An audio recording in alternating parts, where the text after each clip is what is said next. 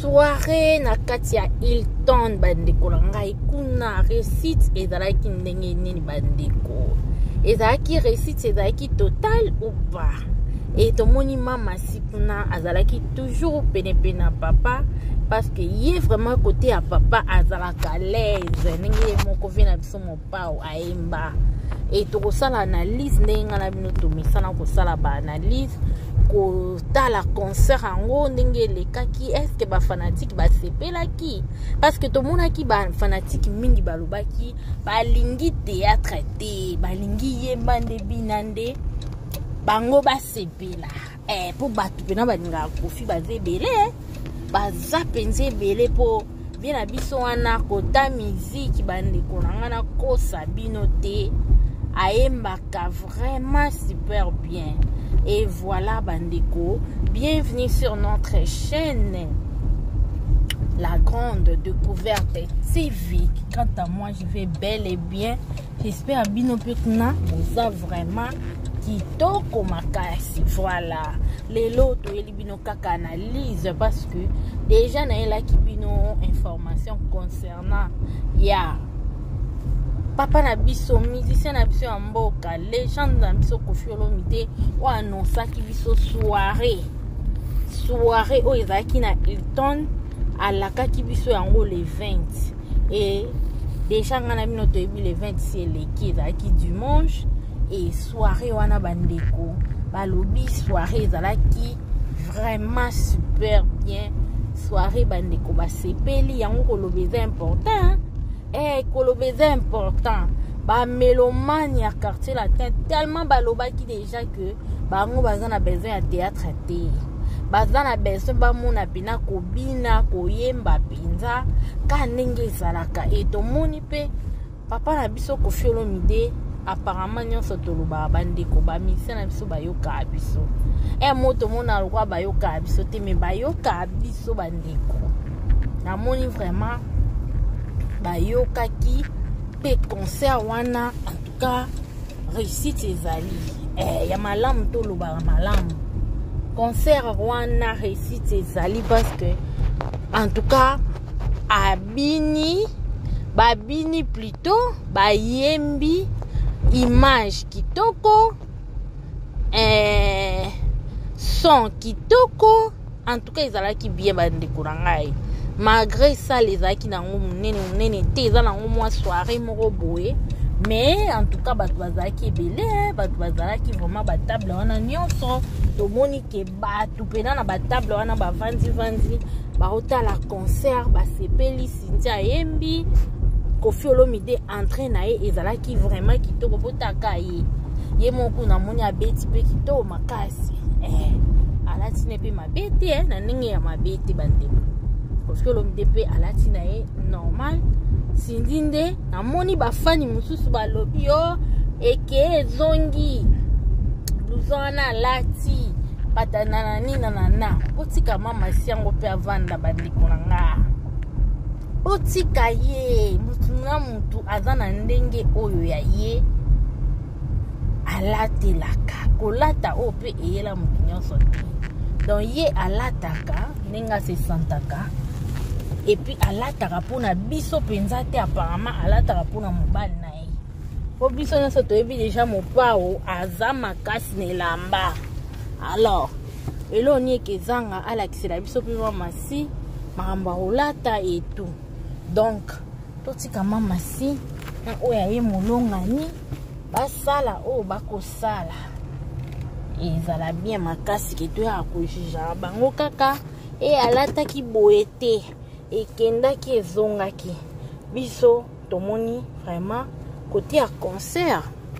en tout cas côté ya soirée eleki bien babeti penza badanseuse babini en tout cas Koffi Olomide ayembeli biso banzembo ya kitoko ayembeli biso mpona banzembo ya kitoko sinzileke ayembi nzembo ya Del Piro Mourinho en tout cas ayembeli biso yango malgré bana yango mpe balingana na bango mama site mais en tout cas ya alobi eza nzembo basala déjà kala fo ayemba yango aza na choix te tomoni Koffi sinzileke ayembeli biso nzembo ya Del Piro Mourinho Koffi Olomide moko ayembi pe banzembo ebele ayembi banzembo ebele mama talangonge zobeta Don Piero talangonge sekoki ya motu yoyo lakaki ngai ya motu yoyo prometaki ngai kolinga te koma yo seka yakana yo malembe mama yakana yo moko ngai nakokufa te soki olingi nonga te ayalami nabotamaki mokolo nakutanaki na ye antuka nzembo wana bandeko ebele oyo bayoka Koffi Olomide oyo olobaki nzembo wana ezaka mabe akosi po o papa Chéri aloba pena ba chef d'œuvre Koffi Olomide azalaka pena na ba chef d'œuvre surtout ce tozongi pour le moment kuna mona banzembo ne ya siko bandeko nanga c'est comme si banda pe sinza ya pe après banzembo ba ikia banzembo ba boulevard mais ba o mikolo c'est comme si yo ko tapena bien te mais ba o ya kala wana toyebi ba choc ba futa jalo ba gros bébé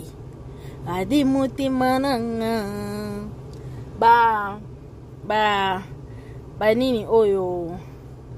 banzembo ebele vraiment na sabino oh là là Koffi Olomide non Koffi a mystique Koffi aza mystique asala biso banzembo kitoko sera ba Fally ba Gibson série ya ba Montana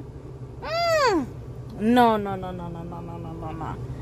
tozana banzembo ya Koffi tozana banzembo so oke kota loi okutaka banzembo ya kitoko oke kota efrakata okutaka banzembo ya kitoko oke non ezala nde somo na epoke wana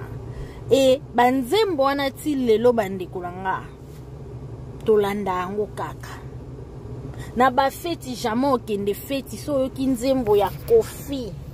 ya kala omona nde bato batelemaka baoningisa mutu baoningisa baloketo wana oyoka ba chef d'œuvre ya Koffi oui ya lelo pe ningisa nango mi bandeko nanga oyebisanga nzembo nini ya lelo ekoka na ya futa jalo nzembo nini ozoka pena choc mobile aza choqué ake kotiela o nzembo ya choc fote nyonso ya ngai me mpo nalingaki yo oyoka ke oh là là non Koffi vraiment azalaka légende à part ba délire oyo kaka oyo mama si eke zongisi tuka mambo mama si nde sala Koffi bato bako momone soki ndenge mais Koffi vraiment aza légende ya musique na biso naebisa bino apena légende ya musique na biso po atika ba mise ebele na banzembo ne akala na défaut okapena rumba chacho eza na bakolo nango nakosa bino te donc voilà wani ezalika mwa parenthèse tofungolaki mais pour vous dire que en tout cas soirée na bango elekaki vraiment kitoko ezalaki nango eloko ya monene te mais ezalaki mwa eloko mo boye mais en tout cas eleki nango kitoko o bajijaka bakolata ya Cindy Leker mais namonaki epa azalaki na esengo en tout cas oyo pena le 20 azalaki na esengo abini vraiment comme il faut ndenge vraiment nalingaka parce que nga lingaka te monde batindikaka ye bapusaka ye soirée oyo penza Cindy Leker azalaki à l'aise bandeko nanga azalaki vraiment à l'aise wana selon nga mpona monaki ayembi abini surtout que bachaki na ye akota liboso après Koffi Olomide ya ekotaki liboso Cindy ayembi après Koffi Olomide akokota na sima déjà système wana basalaki esali ke mutu azala à l'aise et vite pe ke ba mélomane baboyaki ezala système à théâtre de chez nous en tout cas eke kitoko makasi bravo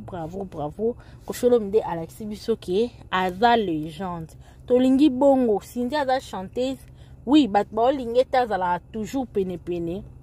ya papa parce que quartier la te si ebeba mais quand même pour na soirée oyo soki botali bien bomona ke en tout cas esali bien ndenge nga nalingaka ke azala à l'aise azala na po na ye mais non ke azala lokola soki ndenge nini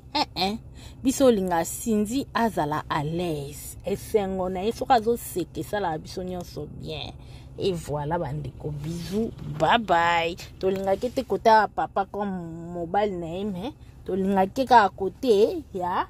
qui chantait na vraiment azala à l'aise, voilà.